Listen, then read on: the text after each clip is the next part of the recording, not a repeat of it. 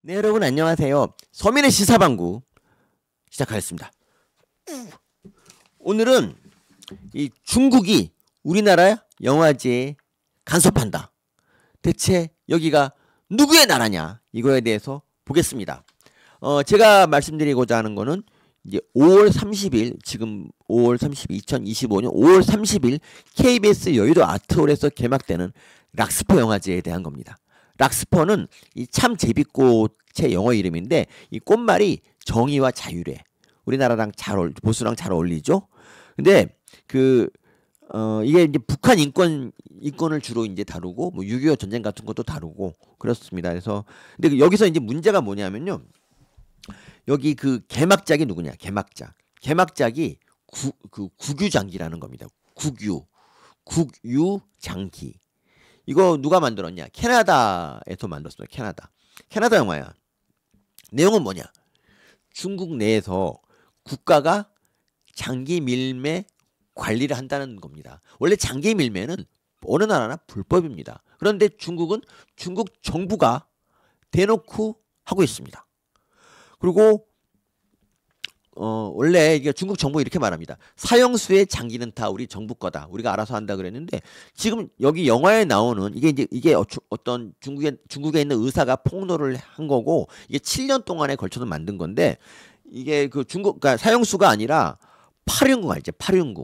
파륜궁이라고 이제 중국에서 불법으로 하고 있는 그런 사람들을 잡아다가 죽은 것도 아니야. 살아있는 상태로 마취만 좀 시켜서 장기를 막 빼내는 이런 생체 수술을 한다는 얘기입니다. 정말 끔찍한 얘기입니다. 그리고 뭐 위구르 그쪽 사람들도 막 잡아서 이런 거를 하는데 이런 거 한단 말이야. 근데 이 영화는 처음에 이제 대만에서 이제 700여 회 상영이 됐습니다. 당연히 중국에서 온갖 협박이 들어왔겠죠. 근데 대만 정부가 뭐라는지 아세요? 우리나라에 대한 협박하면 안 된다. 이 어떤 위협도 해서는 안 된다고 하면서 꿋꿋이 욕을 먹어가면서 영화를 상영했어요. 자, 근데 우리나라 어떨까? 우리나라는 이 영화 상영에 대해서 중국이 이제 딴지를 이제 상영하지 말라고 얘기를 했습니다. 그랬더니 어떻게 됐냐? 후원 기관에서 내 후원자의 내 이름 빼라, 우리 이름 빼라고 하고 후원 기업들이 똑같은 소리 하고 상영 극장에서도 야 이거 안 하면 안 돼 이러고 앉았고 그리고 공무원들도 막 와서 갖고 좀 안 하면 안 되냐고 했다는 소리 있어요. 여러분 우리가 낫지 생체 실험을 우리가 그렇게 비판하고 사과를 받았잖아. 그리고 우리가 일본에 대해서 막 반일 감정이 막 가진 이유가 뭐겠습니까? 일본이 이제 2차 대전 동안 벌인 끔찍한 731 부대, 우리 인간을 마루타로 썼던 거 아닙니까? 자, 그런데 그런 일은 과거의 것으로 생각을 했습니다. 그런데 지금은 그보다 더한 일이 이 21세기에 벌어지고 있어요. 근데 그때 일본의 그 잔악한 행위를 막 욕했던 이 좌파분들은 도대체 왜 가만히 있는 겁니까, 여러분? 어째서 가만히 있냐고, 어째서. 이런 일에 왜 가만히 있고 침묵을 지키느냐. 그리고 이 락스퍼 영화제라는 거에 대해서도 조금 설명을 드리면, 원래 이제 충격적인 얘기를 먼저 해서 시청을 유도한 다음에 나중에 이제 좀 다른 얘기를 하는 게 이제 저희 작전인데, 어쨌든, 이거 북한 인권 다루는 영화잖아요. 근데 북한 인권 또 중요하지 않겠습니까, 여러분? 아니, 좌파들이 원래 인권을 좋아하잖아. 그런데 이 북한 인권을 다룬다는 이유로 이 영화는 언론에 그러니까 뉴스에도 좌파 언론들은 다 외면을 하고 그리고 서울시에서도 지원을 거절당했습니다. 뭐 지금까지 계속 지원을 받은 적이 없는데 이게 이제 이장원 감독님이 원래 이제 하다가 지금 이장원 밑에 있는 허운도 이제 영화 감독이 계속 이어서 하고 있어요. 근데 진짜 지원금 얼마 좀 조금만 달라고 서울시에 얘기했는데 거절당했다니까. 이게 이제 왜 거절했냐 가서 물어봤더니 뭐 성의가 부족하고 뭐 어쩌고저쩌고 그러는데 아니 여러분 이게 서울시에 영화 지원하는 데가 지원하는 액이 14억 원 있어요. 14억 원이 있고 거기 출품한 20개 영화 중에 18개가 그 지원금을 받아요.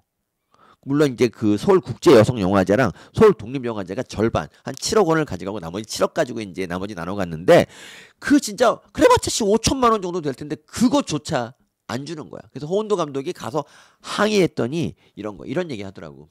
그 PT를 10부를 복사해야 되는데 그 10부 복사를 안 했다는 게 그런 얘기를 하더라고. 성의가 없대네. 뭐 어찌고. 근데 정말 이게 말이 되냐고. 아니 동물 영화제도 있고 물론 이제 동물 영화제도 뭐 있고 그 나머지 그 것들도 다 돈을 되는데 아니 북한 인권에 대해서 동물에 대한 것도 지원을 당당하게 받는데 왜 도대체 이 북한 인권에 대해서는 왜 이렇게 금기냐? 서울시장은 오세훈이지만 거기서 영화 지원하는 사람들도 다 뭐 좌파 아니겠어요? 그래서 허은도 감독이 이랬어요. 그 9명 심사위원인데 심사위원 누군지 좀 가르쳐달라. 안 가르쳐줘. 심사위원 절대 안 가르쳐줘.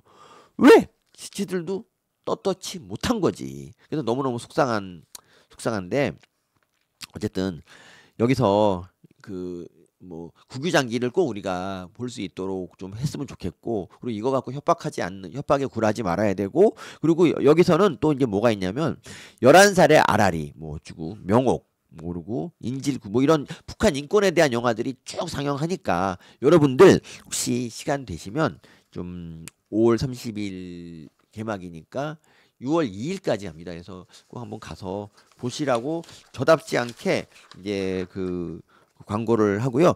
뭐 이런 일이 한두 번 있는 것도 아니고요. 2021년 이제 폐막작이 암살자였거든요. 근데 이게 뭐냐면 김정남 알죠? 그 김정은 사촌인가 뭐 그 공항에서 죽었잖아요. 근데 김정남의 정치적 암살에 민간 여성이 이용됐다는 얘기입니다. 그랬습니다. 근데 이게 갑자기 이제 그 2021년 당시에 예술영화 불인정 판정을 내렸어요.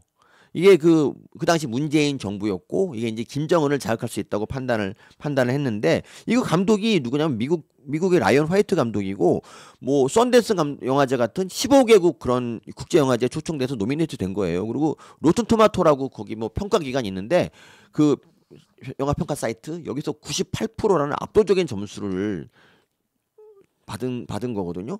그러니까 완성도도 매우 높고 그런 건데 이게 이유도 밝히지 않은 채 전원일치로 소위원회 우리 영화진흥위원회가 예술영화 불인정 판정을 함으로써 이거는 뭐 그러면 그냥 예술영화 전용관에서 상영이 불가능하고 일반 극장에서 상영은 가능하지만 이 비상업적인 다큐 영화잖아. 그래서 상영 확보가 불가능해서 관객을 만나기 어려웠습니다. 그래서 정말 웃긴 게 뭐냐면 이 귀향이라고 기억나세요? 귀향이라는 게 뭐 송환인가 귀향 이런 것도 다 이런 좌파 영화들이 정부가 표도 사주고 필수 관람 영화로 지정해서 귀향은 300만 명이 넘게 봤어. 그리고 뭐 위안부 영화 같은 것도 정부가 나오면 무조건 홍보해 주잖아. 근데 아니 김정남 그리고 저기 뭐 서울의 봄 같은 영화도 막 얘기 틀면서 막 윤석열 대통령하고 연관시키는 게 바로 좌파들인데 근데 왜 정말 이런 북한에 대해서 뭐 상상의 나래를 펴면 무조건 안 되는 거야? 물론 우리 보수 우파 분들도 문제가 있어요. 우리 문화에 관심이 없어. 우리가 아스팔트 나가서 뭐 보수를 외치는 거는 좀 하는데 그러니까 오직 정치 권력만 관심이 있단 말이야. 그런데 이 좌파가 우리 대한민국을 장악한 비결 중에 하나가 문화를 장악한 거예요. 그렇단 말이야. 그런데 물론 이제 대선도 물론 중요합니다. 하지만 우리가 대선 이후에도 선거는 계속 있을 것이고 그 선거에서 이기기 위해서는 우리 보수도 우리 저기 문화계의 권력에 대해서도 한번 좀 관심을 가져주시고 그리고 우리 진짜 어렵게 사는 북한 인권에 대해서도 많이 관심을 가져주세요. 참고 다시 한번 이 락스퍼 영화제에 대해서 관심을 좀 촉구하면서 이상 마칩니다. 여러분 감사합니다.